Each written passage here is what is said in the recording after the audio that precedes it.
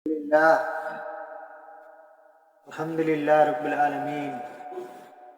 মহান আল্লাহ রাব্বুল আলামিনের দরবারে আমরা লাখ কোটি শুকরিয়া আদায় করি যে আল্লাহ তাআলা আমাদেরকে সুস্থ রাখছে এবং এত বড় একটা দামি মজলিসে বসার, কিছু কথা শোনার, বলার তৌফিক দিছে। এই জন্য আমরা অন্তর থেকে বলি একবার আলহামদুলিল্লাহ রাব্বিল আলামিন। সম্মানিত মুসল্লি কারাম,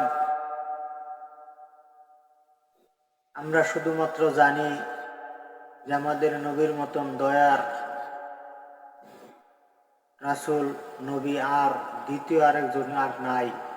2,24,000 নবী রাসূলের ভিতরে থেকে আমার আপনার নবীর দয়া, মায়া, ভালোবাসা উম্মতের প্রতি সবচেয়ে বেশি। কিন্তু একটা কথা আমাদের অত্যন্ত জানার দরকার যে আল্লাহ রসুল জনাবে মুহাম্মদ রাসূলুল্লাহ সাল্লাল্লাহু আলাইহি সাল্লাম বলেন, আমি হাসরের ময়দানে কিছু উম্মতের জন্য আল্লাহ তাআলার কাছে নালিশ দেব, বিচার দেব যে হায় আল্লাহ, এদের শক্ত কঠিনভাবে তুমি বিচার করো, এরা যেন আজকে তোমার দরবার থেকে ছাড় না পায়, মুক্তি না পায়। ভয়াবহ হাসরের ময়দানে রাসূল যদি কিছু উম্মতের জন্য এরকম ভাবে আল্লাহ তাআলার দরবারে নালিশ করে বিচার দেয়, তাহলে ওই উম্মত নবীর শাফায়াত থেকে তো বঞ্চিত হয়েছেই, আল্লাহ পাকের কোনো দয়া, মায়া, ভালোবাসা কিঞ্চিত পরিমাণও সে পাইত না। তাহলে বোঝা যায় সেই উম্মত কেমন হতভাগ্য, কেমন ধ্বংস হয়েছে,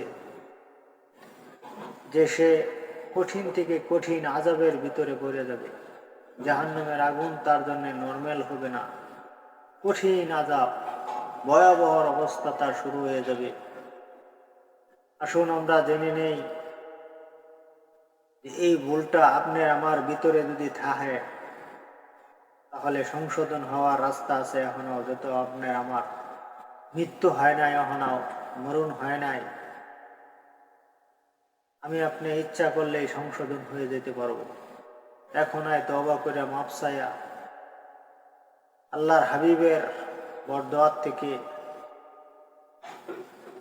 আল্লাহ তাআলার দরবারে আমার আপনার জন্য যেন ওরকম নালিশ না করে, বিচার না চায়, বরং যেন এমন কথা বলে যে হ্যাঁ আল্লাহ, আমার এই উম্মতকে তুমি মাফ করে দাও, আমার এই উম্মতকে তুমি জান্নাতি বানাই দাও। এরকম দোয়া যেন নবীজির পাই। তে আমার এই ভিডিওটা আপনাদের কাছে অনুরোধ থাকবে, সকল মুমিন মুসলমান ভাই, নারী, পুরুষ সকলের কাছে আপনারা পৌঁছায় দিবেন, শেয়ার করে দিবেন, লাইক, কমেন্ট, সাবস্ক্রাইব করবেন, যাতে করে সকলে শুনতে পারে যে আল্লাহ রসুল শুধুমাত্র উম্মতের জন্য সাফায়াতি করবে এটুকের ভিতরেই সীমাবদ্ধ না, বরং উম্মত যেন জাহান্নামে যাইতে পারে এরকম ব্যবস্থাও হাসরের ময়দানে করবে। উম্মতের জন্য নালিশ করা, বিচার দেওয়া। আর এটা যদি শুধুমাত্র এরকম হইতো যে ইহুদি, খ্রিস্টান, বৌদ্ধ, নাসারা, বেধর্মী এদের জন্য যদি হইতো, তাহলে একটা কথা আছে যে ইহুদি, খ্রিস্টান, বৌদ্ধ এরা ইমানই আনছে না, এরা কালিমায় পড়ে নাই, এরা মুসলমানই হয় নাই, এদের জন্য নবীজি এটা করতেই পারে, স্বাভাবিক। কিন্তু এই হাদিসের দ্বারা বোঝা যাইতেছে এটা ইহুদি, খ্রিস্টান, নাসারা এরা তো বিনা হিসাবে জাহান্নামে যাবে।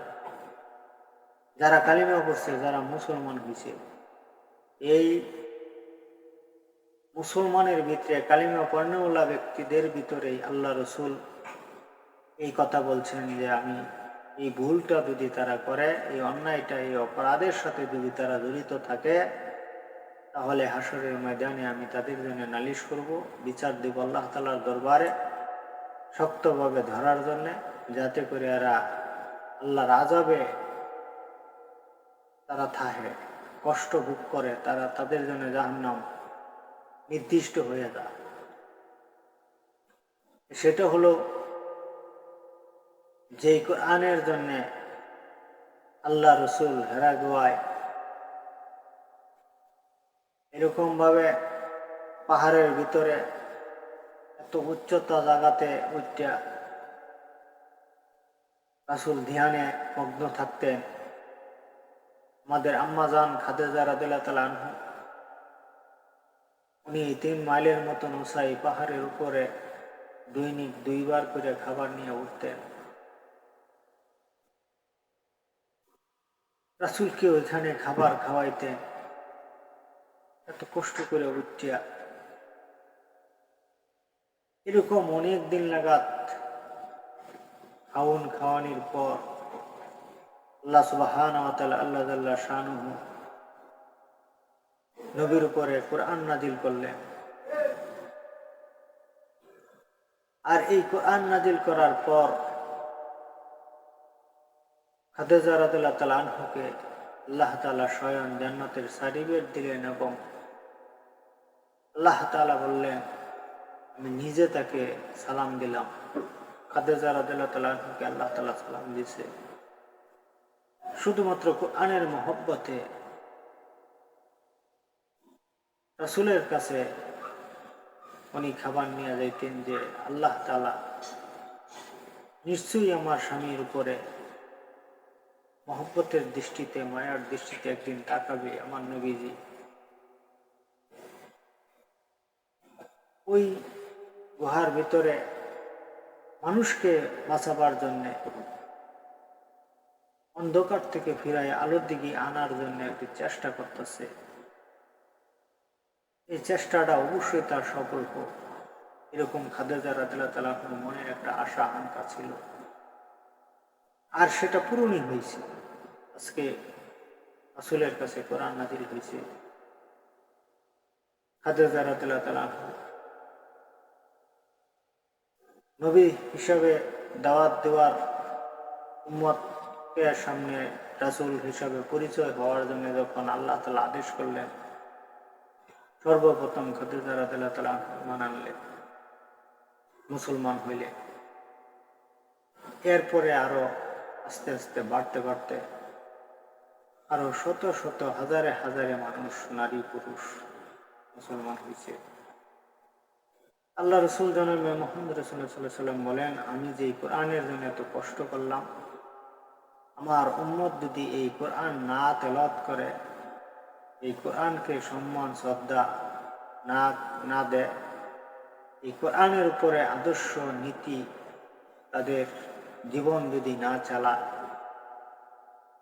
মোট কথা কোরআনের সাথে তাদের সম্পর্ক না থাকার কারণে, বিচ্ছিন্ন থাকার কারণে দুনিয়াতে হাসরের ময়দানে এই কোরআনের সাথে যে সমস্ত মুসলমানরা সম্পর্ক রাখছে না, এদের জন্য আল্লাহ সুবহানাহু ওয়া তাআলা আল্লাহ জাল্লা শানুহুর কাছে আমি নালিশ দিব, বিচার দিব, হে আল্লাহ, যে আমানত উম্মতের কাছে রাখা থুয়েছিলাম, যে মর্যাদা তুমি আমারে দিছিলা কোরআন, এটা যে উম্মতের কাছে রাখা থুয়েছিলাম, যেই সমস্ত উম্মতরা এলেম অর্জন করে নাই, এলেমের রাস্তায় মেহনত করে নাই, এলেমের রাস্তায় তারা চলে নাই, তারা বিপরীত চলছে কোরআন হাদিসের, আমি নবীর সুন্নত মানে নাই, আমি নবীর তরিকায় চলে নাই, কোরআনের সাথে তাদের সম্পর্ক এমন বিচ্ছিন্ন ছিল যে এই কোরআনের কোনো আয়াত, কোনো অক্ষর তেলাওয়াত করে নাই, শিখার চেষ্টাও করেন নাই।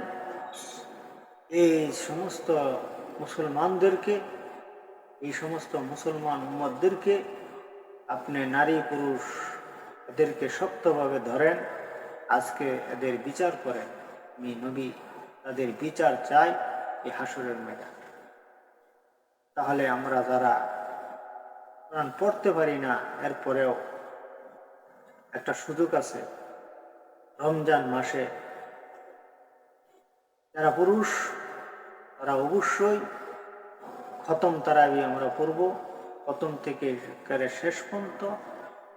যদি আমরা ইমামের পিছনে, হাফেজের পিছনে সবগুলো আয়াত আমরা শুনতে পারি, নামাজটা পড়তে পারি, নামাজের ভিতরে সবগুলো আয়াত আমরা শুনতে পারি, তাহলে এই কোরআনের শাফায়াত পাবো, নবীজির শাফায়াত পাবো, নবীজির এই বরদোয়াত থেকে, অভিশাপ থেকে, এই বিচারের থেকে আমরা বাচ্চা যাবো গা। আল্লাহ তাআলার কাছে বিচার চাইতো না যে বিচার করো আল্লাহ আমার এই উম্মতে, বরং শাফায়াত করবে, এটাই আশা করা যায়।